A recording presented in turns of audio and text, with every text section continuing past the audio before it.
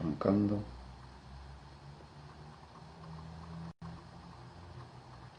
Ahí va.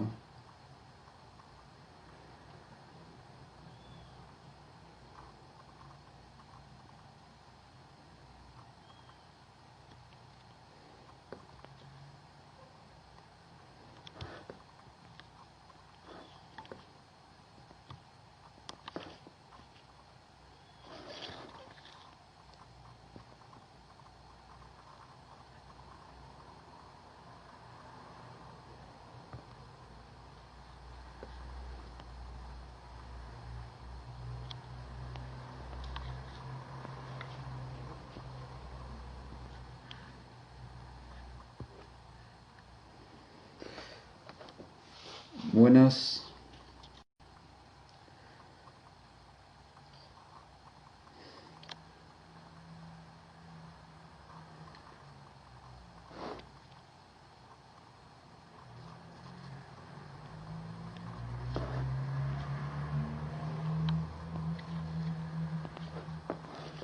A ver.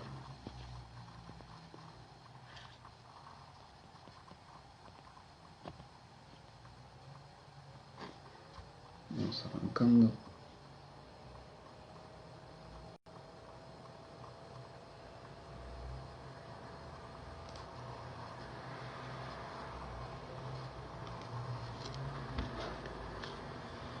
Estoy esperando a que se una Lucas y empezamos.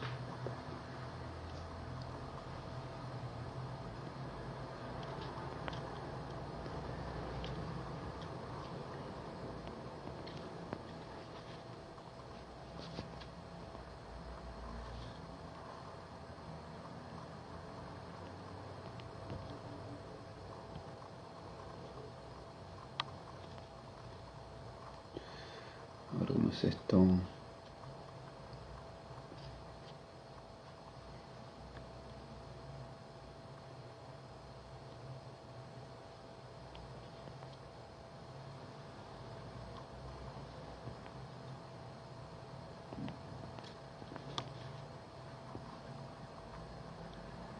Ahí está Lucas.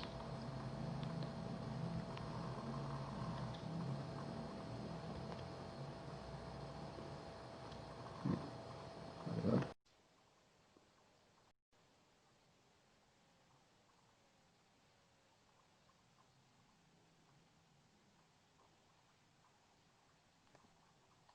Ahí está.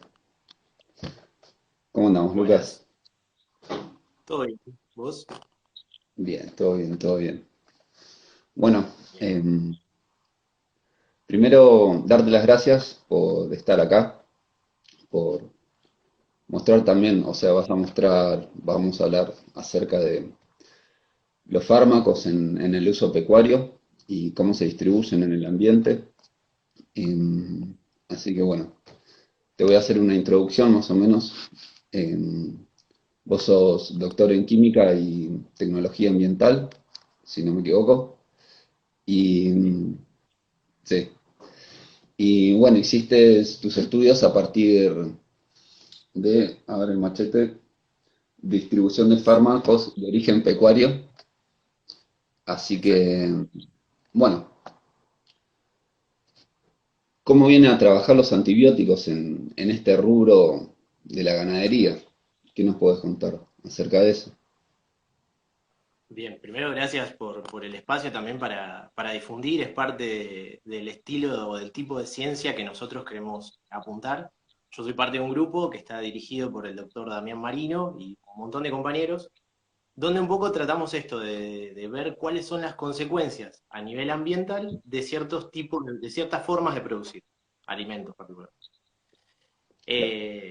En este caso, un poco lo que es el estudio de mi tesis arranca en 2015 y lo que trabajamos es con algunos, hoy digamos hay un montón de familias químicas y de comportamientos distintos de cada tipo de familia química de antibióticos.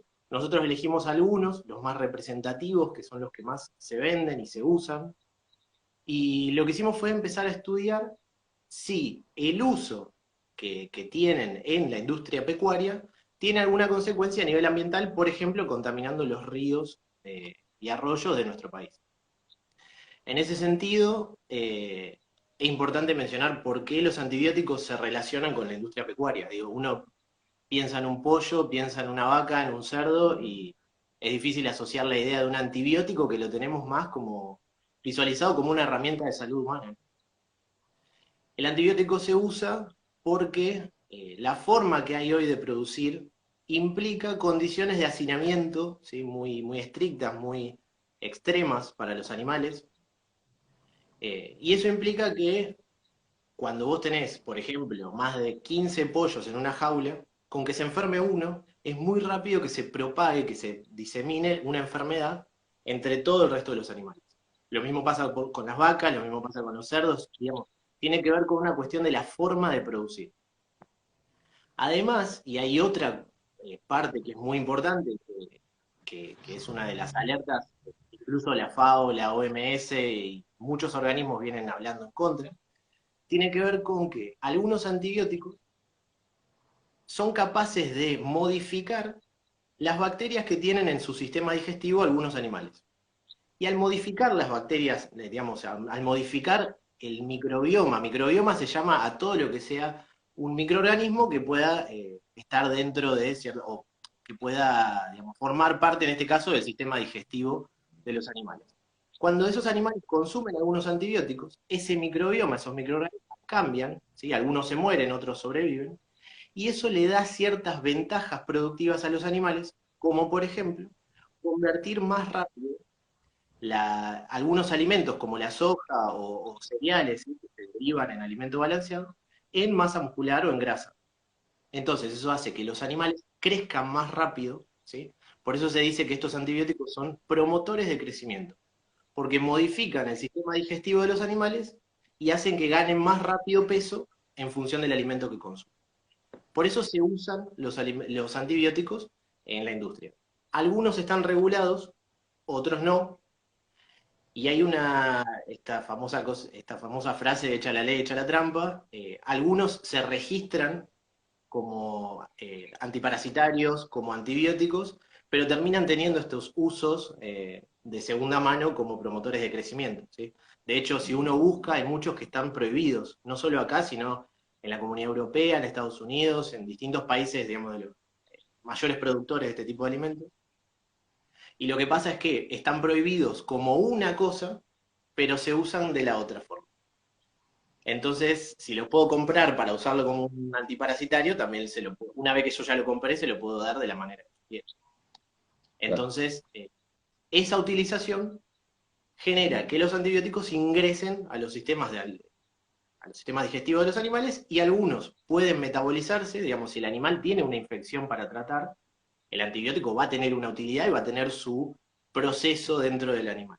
Pero si solamente se lo da de manera preventiva o se lo da para que crezca rápido, lo más probable es que una gran cantidad de ese antibiótico se excrete, ¿sí? Salga del animal directamente de la misma forma que entró. Y ahí es donde es un problema porque al eliminarse del cuerpo, ¿sí? Del animal, pasa a estar en manos del ambiente, y ya cuando está en manos del ambiente ya nosotros no tenemos control sobre qué es lo que pasa con ese antibiótico.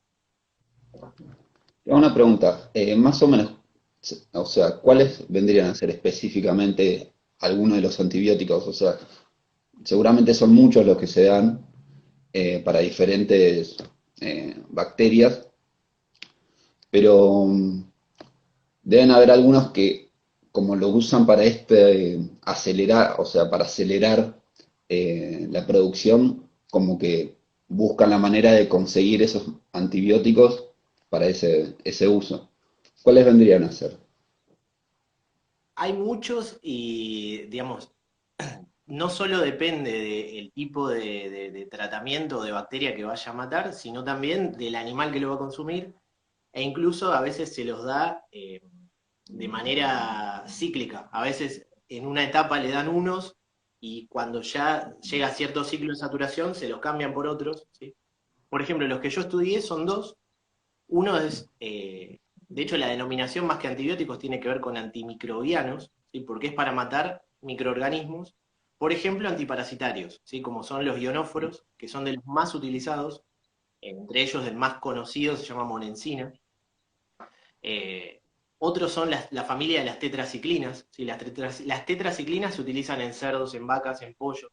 Tienen muchísima utilización, justamente por el amplio espectro de bacterias que pueden atacar.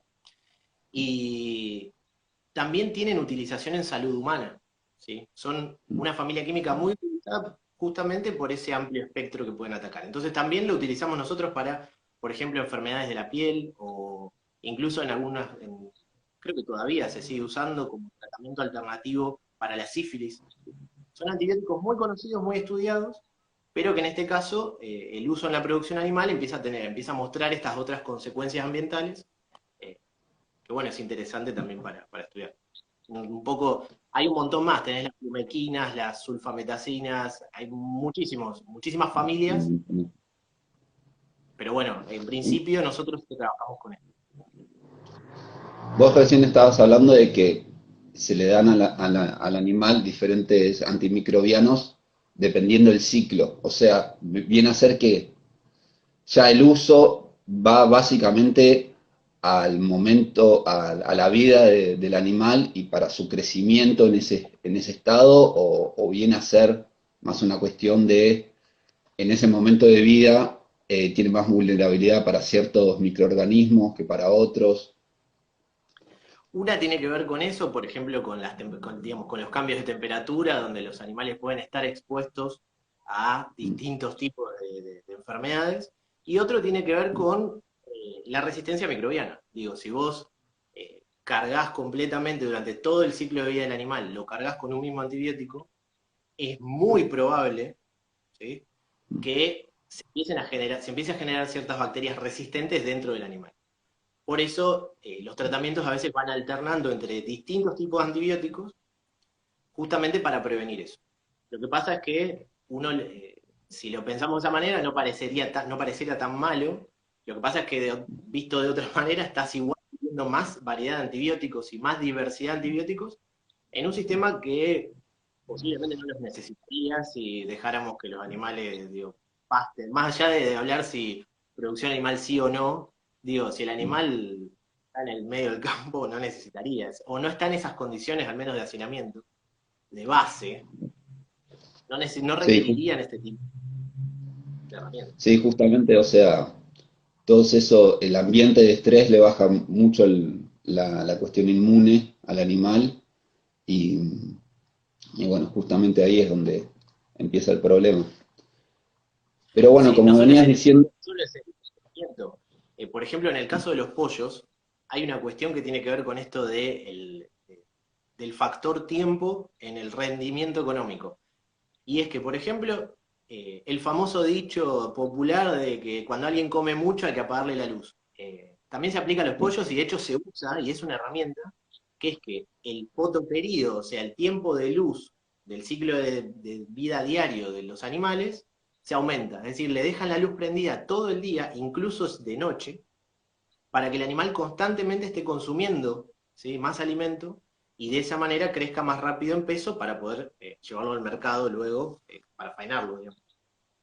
perfecto. Como decías, era una cuestión de prevención, no se lo da para, ya cuando se ve la enfermedad, se le da. Entonces, ¿en dónde termina el antibiótico? Porque el animal no lo usa. Después se va a El excretar. animal, una vez que el antibiótico sale del que se excreta, viene lo que se llama dinámica ambiental. Por ahí, no sé, sé que algunos compañeros de la carrera de Química y Tecnología Ambiental van a estar y por ahí me matan porque digo mal o digo ejemplos medio burdos, pero un poco tiene que ver con, para decirlo bien gráficamente, cuando el antibiótico deja de ser una herramienta que nosotros le suministramos y pasa a ser excretado por el animal, en ese momento nosotros perdemos control. Y el control de ese antibiótico, en su mayor parte, eh, tiene dos factores que van a determinar qué va a pasar con ese antibiótico. Una es sus propiedades químicas, vamos a decirlo, físico-químicas. ¿Qué quiere decir eso? Por ejemplo, yo nací en Puerto Madryn, vengo de un lugar con playa, me gusta el calor y soy una persona media sedentaria. Cuando llegan las vacaciones, ¿Dónde es más probable que vaya? ¿A intentar ir a una playa a tomar sol o a ir a una montaña a hacer trekking? Y no, por mi propiedad yo me voy a ir a una playa a tomar sol, por un montón de características mías. Entonces, de la misma manera, el antibiótico, digo, el antibiótico o cualquier molécula, ¿sí? Una vez que se libera al ambiente, tiene sus propiedades, las cuales van a ser las que determinan a dónde va a estar más afín. Si es, tiene ciertas propiedades, va a quedar muy retenida en el suelo y no se va a mover. O puede ser muy soluble en agua, entonces viene una lluvia, lo lava y lo moviliza. ¿Sí? O puede ser volátil, puede tener mucha facilidad para pasar al aire y distribuirse en la atmósfera. ¿Sí? Todas esas propiedades dependen de cada antibiótico específicamente. Muchos de estos suelen tener propiedades afines a estar agarrados, digamos, aferrados al suelo. E incluso algunos tienen mucha facilidad por moverse con el agua.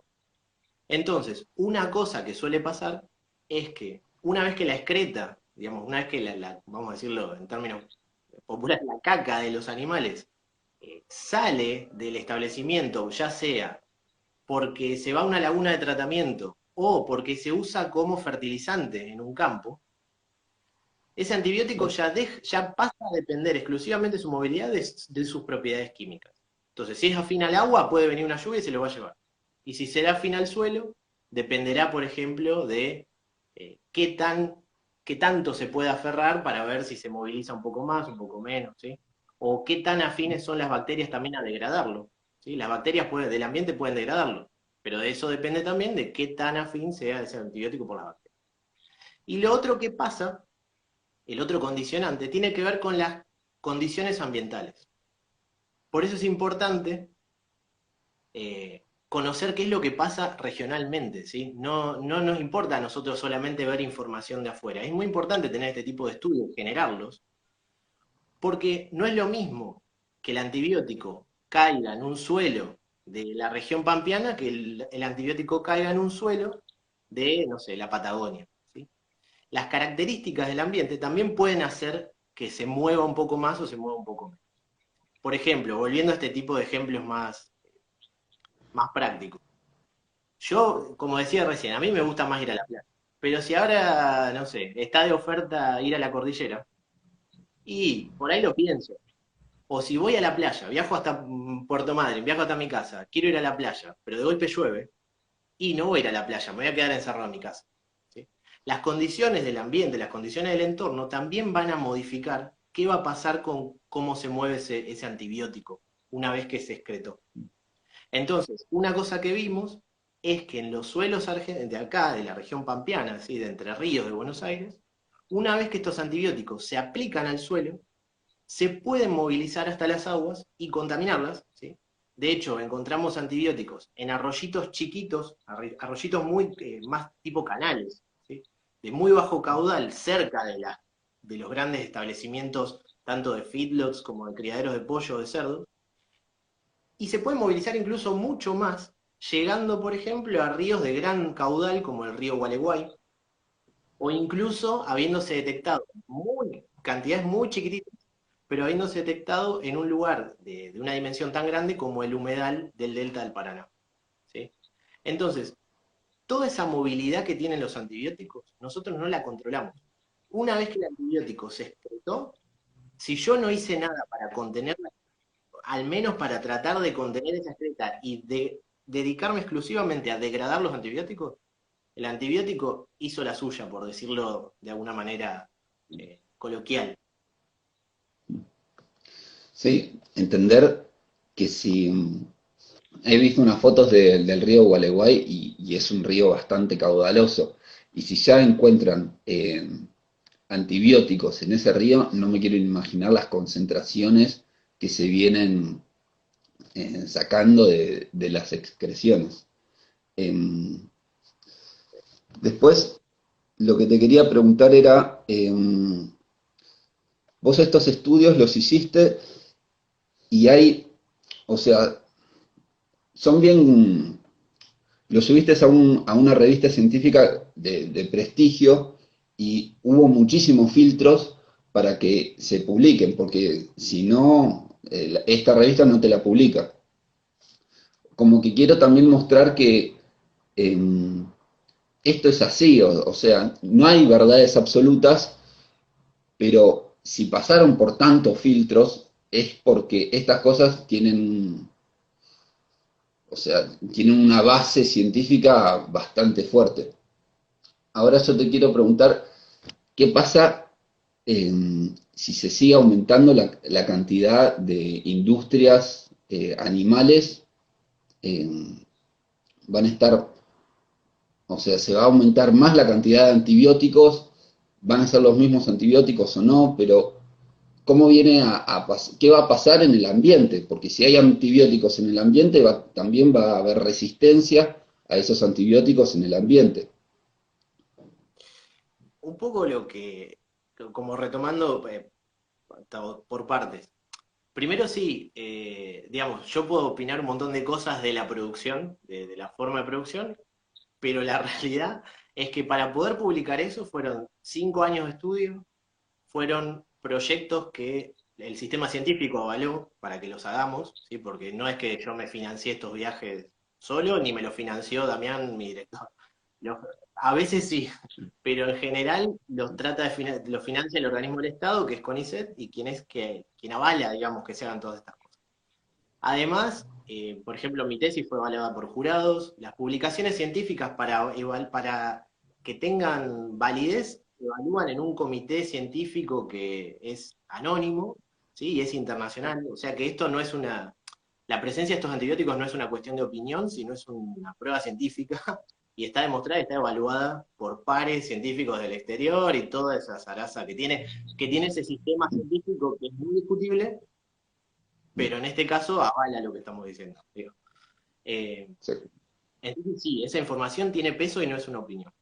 Ahora, con respecto a qué es lo que pasa con los eh, antibióticos una vez que están en el ambiente, sí, hay muchos trabajos que demuestran que la presencia de los antibióticos empieza a generar resistencia, ¿sí? Empieza a hacer que las bacterias, no solo de los animales, sino del ambiente, las bacterias que están en el ambiente, empiecen a convivir con esos antibióticos y se empiecen a generar ciertas resistencias. Eso tiene un montón de implicancias posteriores que por ahí hoy no las estamos viendo porque, no sé, quizás con estos antibióticos que yo estudié, recién estamos empezando a generar información para poder probar ese tipo de consecuencias. Debe haber un montón más que hay por estudiar, o incluso debe haber estudios que están guardados y no sabemos. Hay que empezar a divulgar esta información. Pero la realidad es que la presencia de los antibióticos está demostrado que pueden generar resistencias microbianas. ¿Sí? Eh, y esas bacterias que se hacen resistentes, después cuando uno le aplica esos antibióticos, pueden sobrevivir en esas condiciones y el antibiótico se sigue excretando y no pasa nada. Y eso es un problema de salud pública de acá a futuro gigante. De hecho, hay Mm. médicos, es importante, digo, retomando un poco esta idea que te contaba hoy de la carrera, ¿no? En la carrera de Química y Tecnología Ambiental, por ejemplo, algo que nos trabaja en la cabeza es con la interdisciplina. Bueno, el otro día hablando con médicos, me contaban un poco esto, que así como nosotros empezamos a encontrar estos antibióticos como consecuencia del modelo productivo, ellos empiezan a ver que a la hora de tratar ciertos pacientes, el uso de ciertos antibióticos se ve como desfavorecido porque le dan el antibiótico al paciente y no le hacen. Entonces dicen, ¿de dónde puede ser que esta persona tenga resistencia a este antibiótico? Bueno, empecemos a unir todo, ¿no? Hagamos este trabajo interdisciplinario, incluso con lo económico, con todo, pero hagamos un trabajo interdisciplinario y cuando empezás a sumar todos los datos, y las cosas digamos, las piezas empiezan a encastrar, ¿no? Entonces, muchas bacterias, por ejemplo, hay un caso que es la colistina. La colistina es un fármaco que se da como último recurso para eh, ciertas sepsis, ciertas infecciones bacterianas, ¿sí? Pero que a la vez también se usa como promotor de crecimiento de los pollos. Acá está prohibido hace 2 años, incluso en Ecuador se ha prohibido hace muy poco, en muchos países se prohibió hace muy poco, pero se usaba como promotor de crecimiento. Si las bacterias se hacen resistentes a ese fármaco, ¿sí? Cuando nosotros vamos a tratar esa sepsis que es el último recurso que tenés, es ese antibiótico. Si encima te lo aplicamos y vos porque ese fármaco se usó en la producción animal, comiste, o las bacterias del ambiente se hicieron resistentes, te generaste la resistencia. vas a recibir ese fármaco y ya tenés resistencia, no hay herramienta de salud hoy que te permita Claro, tratar ese tipo de infecciones o de ese tipo de sepsis. Entonces, es muy importante considerar el uso y las implicancias que tiene eh, usar estos antibióticos como herramienta económica, ¿no? En lo que es la producción animal, sumado a todo el cóctel que viene de la producción de alimentos para ese animal, es otro capítulo aparte, pero no deja de tener muchísimas consecuencias que se suman a esto, ¿no? ¿Y qué pasa si traemos más animales? Y si se produce de la misma manera, va a pasar lo mismo, digamos. Si con lo claro. que tenemos estas consecuencias, digo, por ahí a veces, por ahí como que de ahora, yo hace varios años que trabajo con este tema, y como que ahora hubo un boom y todo el mundo está sorprendidísimo con el uso de antibióticos. Bueno, se vienen usando hace un montón. Entonces, antes de, digo, para todos, ¿no? Antes de empezar a pensar tanto en los cerdos, ¿por qué no empezamos a mirar un poco y regulamos lo que tenemos acá? Y después vemos, ¿no? Eh, si hace falta traer más o si lo que está acá tiene que empezar a replantearse y si ese modelo de producción nos sirve o no nos sirve, ¿no? Me parece que Exactamente. es necesario un cambio de paradigma, eh, más allá de si producimos carne o no producimos carne, no sé, hay un montón de factores que no los conozco, pero creo que desde el punto de vista ambiental es importantísimo empezar a revisar estas cuestiones de paradigmas de la producción, para qué, cómo, a qué consecuencias, a qué costos, e incluso hasta qué punto vamos a seguir adoptando formas de producir que no están siempre evaluadas, ¿no? Porque haciendo una búsqueda bibliográfica rápida en buscadores así de papers y toda esa historia, uno ve que en los últimos años hay trabajos que muestran que, a pesar de que los excrementos se utilicen para producir biogás o se reciclen y qué sé yo, sigue habiendo en los lodos residuales presencia de bacterias resistentes o incluso de antibióticos.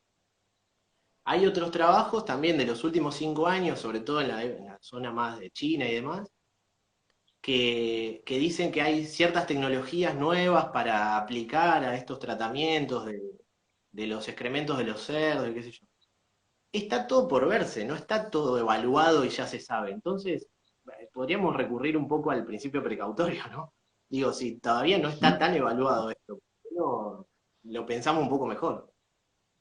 tal cual. Frenarlo un poco como para, bueno, a ver, vamos a ver, porque si se va a hacer una industria tan grande de cerdos o de cualquier otro animal, veámosla bien, hagamos bien las cosas, porque si no esta vorágine de querer sumar divisas, de aumentar el valor de los productos, hace que después va a tener muchos más costos. Y encima, otra de las cosas es que justamente eh, no hay nuevas tecnologías en en los antimicrobianos, sino como que la manera de combatir estas bacterias más resistentes es darle el mismo antibiótico, pero más fuerte. Y eso justamente sigue haciendo que, eh, básicamente, que la vida encuentre la manera de zafar de esos antibióticos y los microorganismos sigan resistiendo. Eso también es algo que no se evalúa y que se ve que todo va para eso, todo para conseguir más resistencia, tanto en la parte agronómica, con el monocultivo, pero también en la parte de los animales. Es como seguir luchando en contra de la naturaleza y bueno, así estamos acá. Mirá cómo será que un 75, hay un dato que es de la Organización Internacional de Salud Animal que dice que el 75% de los antibióticos que se usan a nivel mundial se dedican a la producción animal. O sea, fíjate la escala. Y la idea que por ahí, la idea más común de antibióticos sigue siendo que es una herramienta de salud humana, ¿sí? O sea, el antibiótico es una pastilla que me tomo cuando tengo una infección o tengo un problema de salud. Y el 75% de esos antibióticos, sin embargo, se dedican a la producción animal. Es como, tiene una magnitud muy poco disimulada ya, como para dejarla pasar por alto y si es necesario, revisar cómo vamos a producir, revisar si queremos seguir esa línea productiva, con esas consecuencias. Digo, hoy el modelo agrícola más vinculado a lo que es soja y demás, hoy desde la cuestión, desde los sectores públicos también hay un apoyo a empezar a trabajar en frenar ese modelo dependiente de pesticidas, de agrotóxicos. Digo, entonces, pasaron 30 años desde que lo empezamos a aplicar. Ya hay consecuencias, ya es medio como que no podemos tapar el sol con las manos, ya las consecuencias están a la vista y ya nos dimos cuenta que hasta productivamente nos rinde. Entonces, no pasemos por estos mismos 30 años de vuelta por ahí, pensemos un poco, démonos la oportunidad de discutir y reflexionarlo en serio, digo, y desde un lugar de interdisciplina, no desde únicamente los réditos económicos, que ya a la vista, no solo acá en Argentina, sino a nivel mundial, están de las consecuencias que traen, ¿no? Porque mismo acá, nosotros estamos estudiando esto acá, pero en Estados Unidos ya hay datos de 2005 de antibióticos en el ambiente, en China justamente hay montonazo de información, la gran densidad de información respecto a estos temas viene de allá, viene de Asia. Entonces digo, miremos lo que está pasando en otros lados también, no solamente en términos de lo económico, sino en términos de lo que ya vieron que sucede después, ¿sí? La contraparte de ese modelo. Exactamente, o sea, empezar a cuestionar por qué China quiere traer las factorías de cerdos, no solamente a Argentina, sino sacarlas de su país. Esto es una opinión personal, pero no creo que sea por una cuestión económica que les sirva. Y sí, justamente, se ve que siempre es estar en esa, como más agrotóxicos, más antibióticos, más modificaciones genéticas, y es como, basta, o sea, por acá no va. Y se ve que choca bastante la cuestión de frenar y decir, cambiemos el sistema alimenticio. Empezamos por eso igual. Pero, ¿por qué tanta ferocidad en no querer frenarlo y en argumentar que es la manera en que se alimenta a la humanidad, que está más o menos, que no anda muy bien, pero es la única manera? Eh, Esas cosas también son importantes y más en este contexto de querer sumar divisas. Sí, incluso habiendo otros modelos, eh, primero si querés desde un punto de vista ancestral, porque creo que no, la humanidad nunca dependió de antibióticos, al menos antes de los últimos 50 años, sin embargo comía igual, y, y también desde un punto de vista práctico, digo, la agroecología tiene las ventajas, está demostrada, la FAO lo demuestra y eh, lo difunde, como digo, la FAO sin endiosarla, pero como organismo central, si querés, en lo que es alimentación a nivel mundial. Me parece que le dé ese peso a este tipo de producción, a una producción agroecológica que respeta equilibrios naturales, digo, que no se mete a deforestar algo y romper los equilibrios de bacterias, de virus, de animales, de plantas que hay ahí, meter encima animales que nada, no va por ese lado. Digo, respetar un poco los equilibrios biológicos, producir de esa manera, saber qué vamos a producir.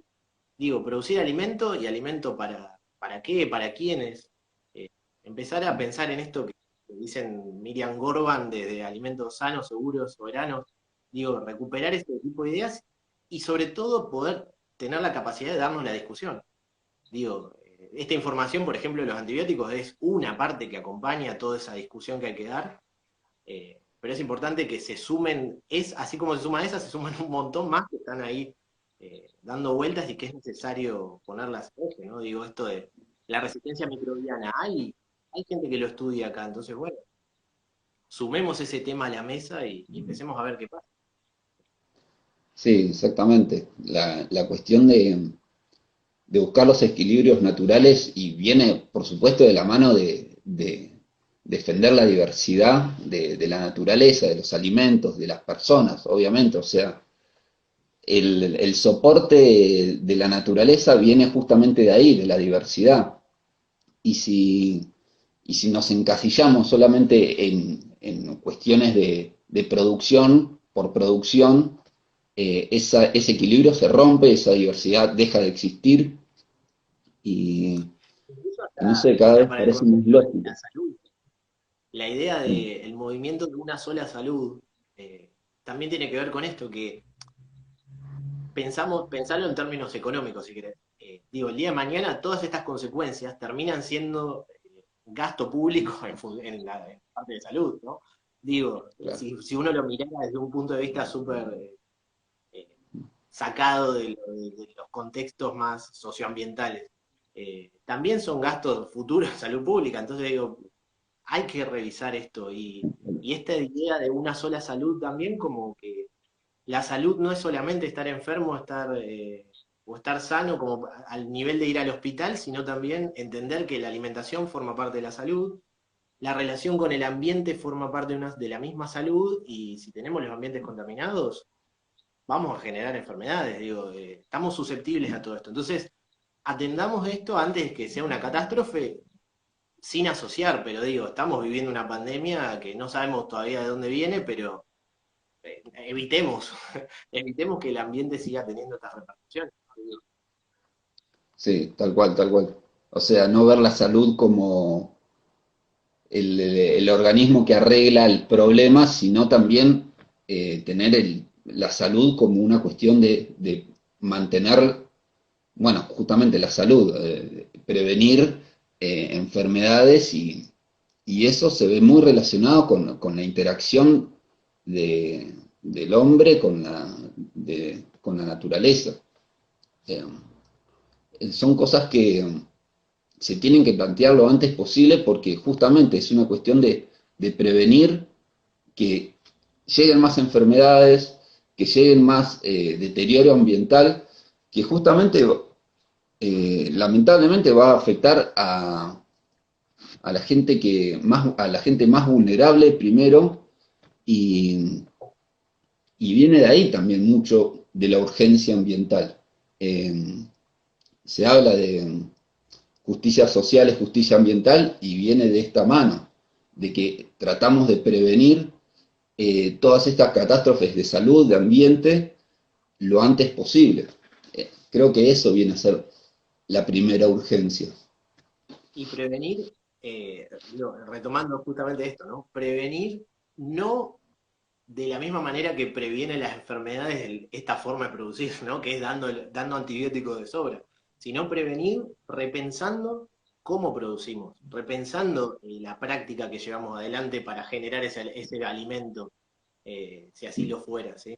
Eh, Prevenir no es tener más armas para tratar las consecuencias futuras, sino es justamente, bueno, demos un salto, demos un cambio de forma de pensar, demos un cambio en la forma en la que vamos a criar los animales, o vamos a cultivar el suelo, vamos a darle el uso al suelo, y desde ese lugar justamente evitar las futuras consecuencias en todos Tal estos cual, aspectos. tal cual. Arrancar a hablar, a convivir, porque básicamente es eso. Y tal cual. Em, Hay políticas, o sea, siguiendo con la cuestión de los antibióticos. em, ¿El Estado tiene una cuestión de regulación de estos antibióticos en el ambiente? ¿Hay algo ahí?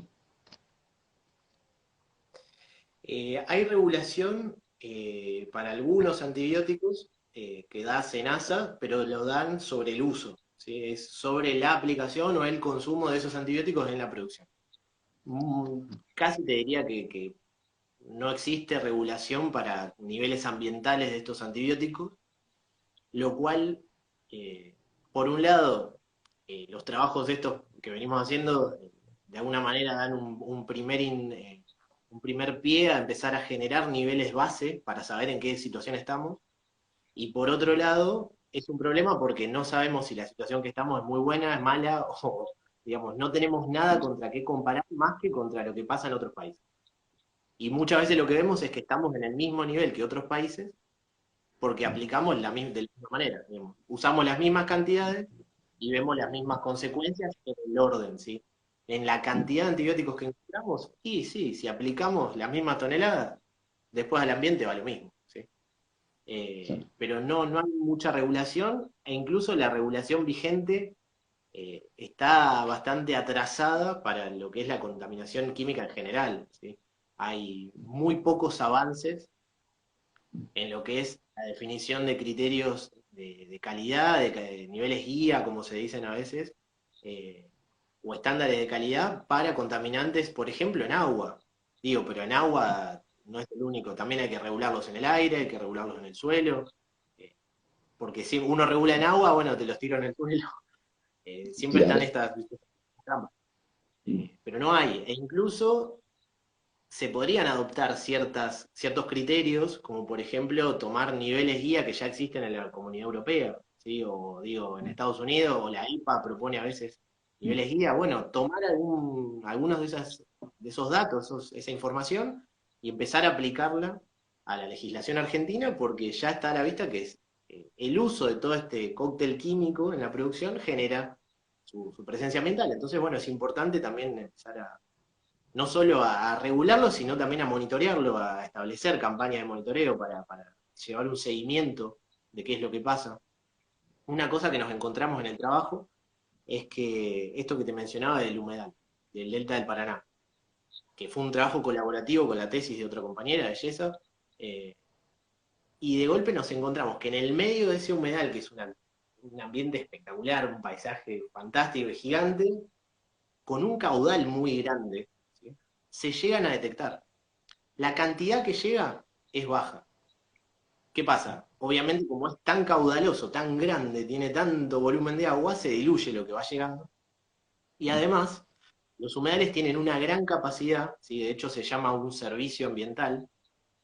No es un servicio porque no lo hacen para que nosotros estemos contentos, pero se llama así, ¿sí? Se le da esa categoría, que tiene muchas capacidades de depurar las aguas, ¿sí? De filtrar y de alguna manera eliminar esos contaminantes que pueden llegar. ¿Qué pasa? Si nosotros empezamos a detectar igual esos contaminantes, por ejemplo, la monencina, que es uno de estos antibióticos que te decía, quiere decir que ya la capacidad o está llegando a su límite o lo que estamos tirando es tanto que el ecosistema lo degrada, pero sigue llegando más. Eso se denomina pseudopersistencia, ¿sí? El ambiente tiene capacidad de degradar el contaminante, pero como lo que llega es tanto, siempre que se degrada vuelve a llegar más. Entonces, como que hay como una especie de recarga. Ese tipo de contaminantes se llaman pseudopersistentes. Si evolucionamos a eso, ¿sí? Si esto sigue y convertimos a estos antibióticos en contaminantes pseudopersistentes, lo que vamos a hacer es que el ambiente constantemente esté en presencia de estos antibióticos. Y eso fomenta, ¿sí? La resistencia que pueden crear ciertas bacterias o ciertos microbios a su presencia y todas las consecuencias derivadas de eso que hablamos hace un rato.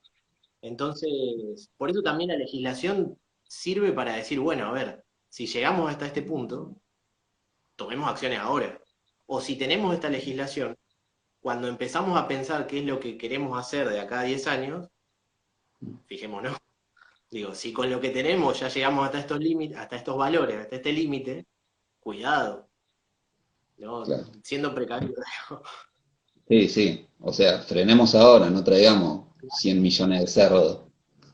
Claro, Y encima, más que nada, con todos los incendios que están habiendo en el delta del Paraná, creo que la capacidad de degradar estos antibióticos se va a reducir, no sé, es una hipótesis, pero son cosas que, sí, tiene que ver con, más allá de los incendios, tiene que ver con el por qué. Si esos incendios son para deforestar y ahí meter producción, estás directamente llevando el contaminante como el puerta del delivery. Estás generando un delivery de contaminante directo a las aguas del delta, a las aguas del humedal, que es un sitio que está declarado, es un sitio Ramsar, está declarado como que se debe proteger. Entonces, eh, es fundamental también que nos pongamos de pie y empecemos a contrarrestar estas acciones sobre el humedal, porque nos ofrece un montón de servicios ecosistémicos, de vuelta, con esta idea de que nosotros no lo forzamos, sino que es una capacidad, una propiedad que tiene el humedal y que nosotros la aprovechamos. Bueno, no lo rompamos, solamente a fin de producir un poquito más. ¿Sí? Tal Y cual, va en esa línea.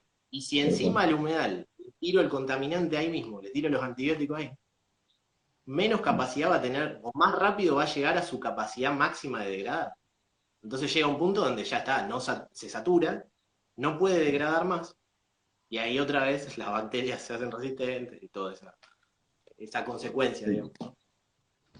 Parece que la limitación de esta producción es que baje la producción por alguna cuestión ambiental, como fue con la peste porcina africana en China o la gripe porcina. Ya hablando acerca de todo el tema de cerdos, que básicamente es algo que está preocupando mucho a la gente y nada, y se ve que justamente este principio precautorio no se está ni siquiera hablando, ni siquiera viendo. Eh, y bueno, justamente es eso.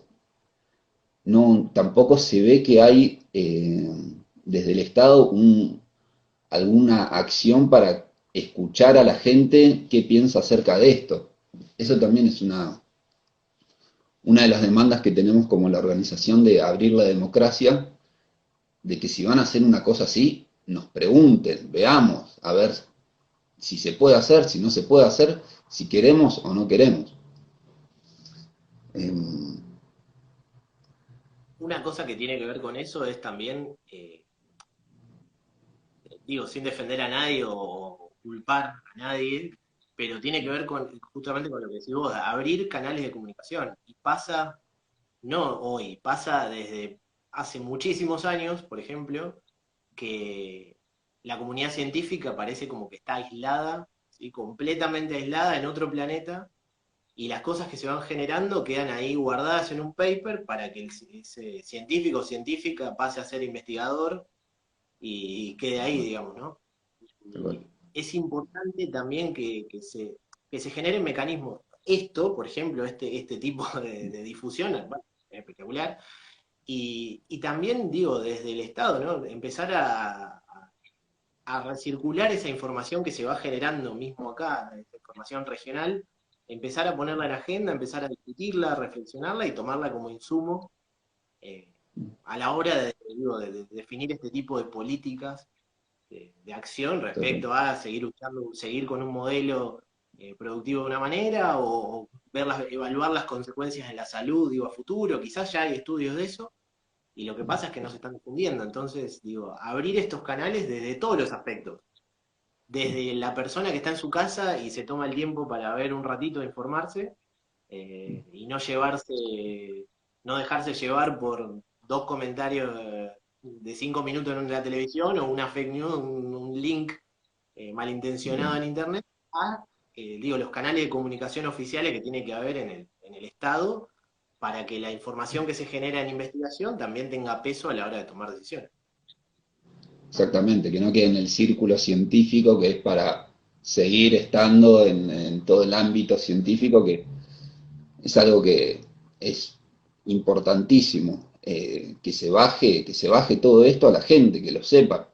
Hay una cuestión también, es verdad, es una ciencia dura, difícil de bajar a gente que no está, pero me parece que es importantísimo que se hable y que se discuta y que también entre en contacto con otras disciplinas, porque justamente es eso, es una cuestión de comunicarnos entre todos y así poder ir viendo cómo vamos avanzando, porque parece que justamente es el desarrollo y la civilización vienen solamente de la mano de generar más dinero, de seguir creciendo para unos pocos y, y bueno, y después se argumenta con la cuestión de que somos un país que genera alimento, pero vamos a tener un 40% por abajo del nivel de pobreza después de todo esto. Sí, y si no, digo, retomando lo que hablamos al principio, esto que se tilda de ambientalismo falopa, esta claro. idea de que, claro, uno porque promueve repensar el sistema productivo, está diciendo cosas sin sustento. Bueno, cuidado que hay sustento. Lo que pasa es que está guardado. Y también es responsabilidad del y de la científica, digo, de les científiques, eh, Sí, salir a hacerse hablar. responsable de lo que investigan.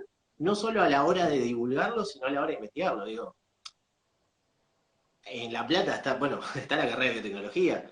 Ahora, si vos te querés parar del lado de investigar eh, cómo hacer para que la soja aguante la sequía y con esa herramienta después ir a plantar toda la Patagonia, es una cosa, o si vos querés usar esa herramienta de la biotecnología para otros fines, bueno, digo, más que la biotecnología hay un biotecnólogo o biotecnólogo atrás, entonces también repensar, digo, ¿no? Es parte de la responsabilidad que tenemos como científicos que generamos información desde el Estado.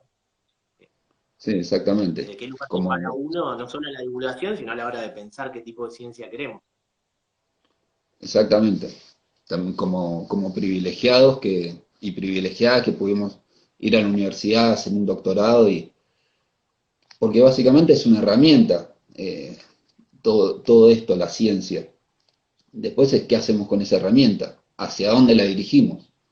Totalmente. Eh, y esas son cosas que no se hablan, que eh, por lo menos eh, en la carrera cuando hice, no se habló, nunca se habló de Andrés Carrasco en biotecnología, y es algo que me sorprende y que a mí me genera unas emociones bastante negativas, pero la cuestión es que es eso, ¿para quién hacemos la ciencia? ¿Cómo la hacemos y hacia dónde va?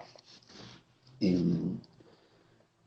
Y sí, justamente ahí, por esas cosas, termina pareciendo que hablar de un cambio en el sistema de alimentación a pasar a la agroecología es ambientalismo falopa, de que somos unos hippies, de que solamente queremos una granjita.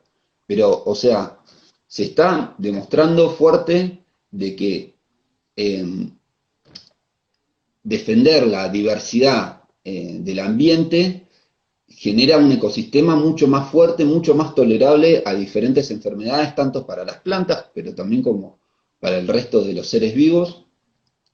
¿Y por qué no se puede pensar así? ¿Por qué sigue jactándose de cualquiera, de que no existe eso? Sí, e incluso, ¿sabes qué? Perdón, no es por meter la cuestión productivista porque sea mi preferencia, digo, al contrario, pero es importante decirlo. También tiene mejores réditos económicos, tiene mejores rendimientos. Si lo Exacto. quisiera ver desde el punto de vista económico, digo, para salir de ese, también generando información multidisciplinaria o interdisciplinaria, también tiene rendimientos económicos positivos la agroecología. Digo, porque vos dejás de depender de, de- de- de- de- de herramientas químicas, dejás de depender de un montón de insumos de las semillas, digo, hay toda una discusión atrás vinculada a ese paquete tecnológico o agrobiotecnológico que estamos consumiendo, que es más falopa que el ambientalismo falopa, ¿no? Eh, De acuerdo. que nada, que hay que replanteárselo, y cuando vos sacás todo ese paquete de encima, de golpe, sí, tenés menos producción, pero también tenés cero costo, porque vos pasás a Sí. depender de los equilibrios biológicos y todo eso existe y está probado que tiene mejores rendimientos.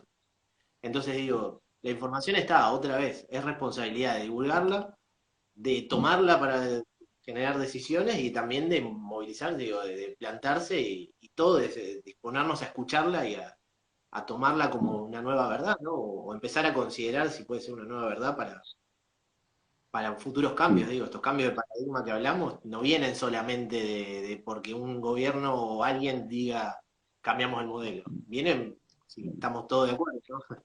Vienen desde De abajo, acuerdo. vienen de lo colectivo, como decía Damián el otro día, Damián Bersanias. Sí, espectacular. Eso es importantísimo, de que es verdad, va a salir de que se divulgan de estas cosas, de que cada vez más la gente sepa que esto no es cualquier cosa y que lo que venimos diciendo del ambientalismo es que es mucho más, es la verdadera soberanía alimentaria. No necesitar un paquete tecnológico, no necesitar comprar semillas, porque las mismas plantas generan sus semillas. ¿Desde cuándo empezamos a pensar de que no podemos, ponemos una semilla y no va a crecer porque solamente sirve para un solo periodo y después tenés que volver a comprar? Eso no es soberanía, eso es básicamente dependencia de un modelo que quiere que le sigas comprando los alimentos, las semillas. Y un modelo que esto, son semillas que las usamos para después alimentar animales que Claro. necesitan Mm, antibióticos porque no comen lo que el animal naturalmente estaría dispuesto o su organismo está dispuesto a digerir, sino que van a comer algo que le suministramos nosotros. claro. Es como un círculo vicioso tremendo, ¿no? Y eso después trae consecuencias en la salud, o sea que lo que ganamos Mm, por un lado lo pagamos por el otro y no salimos de ese círculo. Y después exactamente. hablamos de que Argentina siempre está, bueno, digo, empezar a incorporar la discusión ambiental como eje central de un montón de discusiones donde hoy no estaba apareciendo, me parece que trae un montón de cambios que siempre son positivos. Podrán Sí, ser más, menos bruscos, digo, la transición agroecológica puede ser más brusca o menos brusca, pero hay que discutirla y tiene que estar. Bueno, lo exactamente. mismo con todo. Parece que es fundamental que se habiliten este tipo de discusiones y que la información esté eh, a la orden, digamos, del pueblo, ¿no? Perfecto. Quedan 3 minutos. Si querés agregar algo más, yo ya te pregunté todo lo que tenía anotado, pero Ya hablamos un montón. No, eh, de vuelta, sí agradecer el espacio para poder comunicar. Me parece importante en ese sentido también agradecer. Mucha gente me escribió, bueno, algunos me escribieron para gracias, qué sé yo, que vieron el video de YouTube. El video de YouTube es un video que hace una capa, que es Mercedes Méndez, Meche Méndez, que es enfermera del Garrahan, ¿sí? Trabaja en cuidados paliativos en el Garrahan y vivencia directamente las consecuencias de estos modelos, ¿sí? Viendo cómo chicos del interior son afectados, tienen un montón de problemáticas de salud y ella trabaja en la parte de cuidados paliativos, imagínense. Y Meche se tomó el tiempo de decirme, che, ¿por qué no difundimos? Más allá de que yo me recopo en difundirlo, pero fue ella la idea de decir, ¿por qué no difundimos? Porque es importante que se sepa esta data y se tomó el tiempo de grabarlo, de hacer el video, de que lo pensemos. Así que también agradecer a ella y bueno, Damián Marino, que es quien pone la cabeza, no pone las ideas y el cuerpo para que todo esto se pueda, todo este grupo de trabajo que venimos haciendo pueda llegar con estas investigaciones tan importantes. ¿No? Así que perfecto. bueno, Bueno, Lucas, muchísimas gracias por estar y seguimos hablando. dale, gracias a vos. Nos vemos. Hasta luego.